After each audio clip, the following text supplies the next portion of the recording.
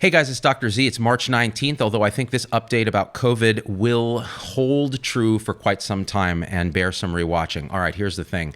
Right now, we are entering the storm. So we're seeing an upswing in cases. We're going to start seeing some exponential growth around the U.S., and our hospitals are already getting strained. So here are a couple of things I want to tell you right now. I am getting reports from around the country of frontline healthcare practitioners being harassed in public, stories about dentists refusing to see nurses because their staff is saying, we know what you do for a living. Nurses in public being sprayed with Lysol while they're at the gas station pumping gas. General stigmatization of healthcare providers by the public. Okay, if you want a surefire karmic way to die during this outbreak, abuse the people that are heroically working to keep you safe despite your own dumbassery. Okay? There are idiots going out on the beach congregating en masse in Florida. There are older people refusing to obey the quarantine in place things, going out and seeing friends and stuff like that. And then you have the audacity to attack and stigmatize the very heroic men and women who are basically putting their lives at risk to take care of you. Are you idiotic, America? What is wrong with you? Okay?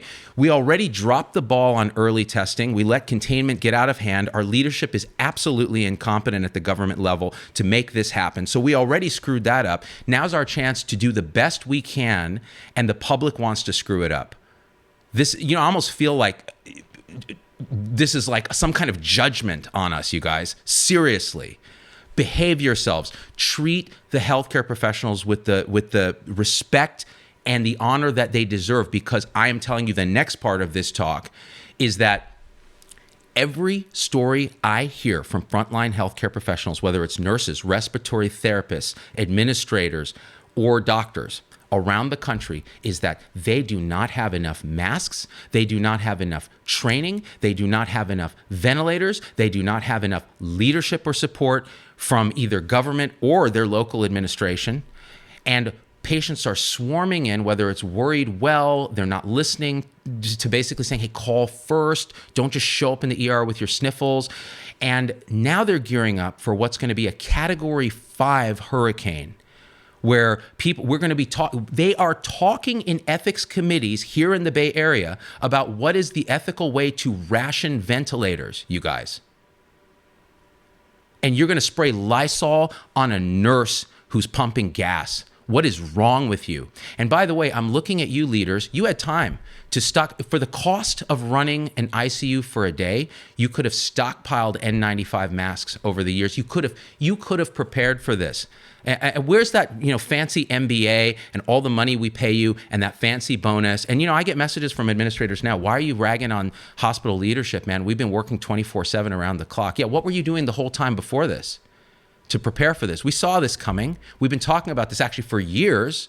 And you can keep passing the buck. Oh, it's CDC or it's FDA. No, ultimately the buck stops at the local level.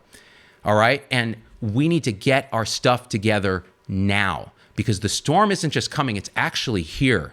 All right. There are Facebook groups of critical care docs who are pooling resources to kind of figure out what's the best practices. I'm going to link them in the description on my website to this. I want you to join if you're a doctor, okay? Because that's where we can get our learn on.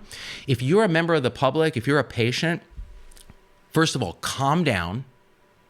Call ahead to the triage nurse if you have a primary care doc or somebody that you work with already before you show up in the emergency department. If your local government is telling you to stay inside and stop screwing around, listen, all right? Listen. And the reason is that if we don't do this now, all right, we are going to overwhelm our hospitals. We're going to overwhelm it. So when little Timmy, all right, falls and breaks his arm, there's going to be no doctors to see him. And listen to me, hospital people, local governments, et cetera. If you don't provide our frontline healthcare professionals with support with proper sick leave, with N95 and other mask support and PPE, personal protective equipment, okay, you're complicit in this because it's one thing, like equipment is one thing, but if a single doctor or nurse gets sick and they're out for 14 days or they get really ill or die, you are talking about huge disruptions, okay? It's the smallest investment to keep them safe, and you haven't done it. And people will say, oh, you know, Z, no, we've been working around the clock and this and that, and why are you so hard on us?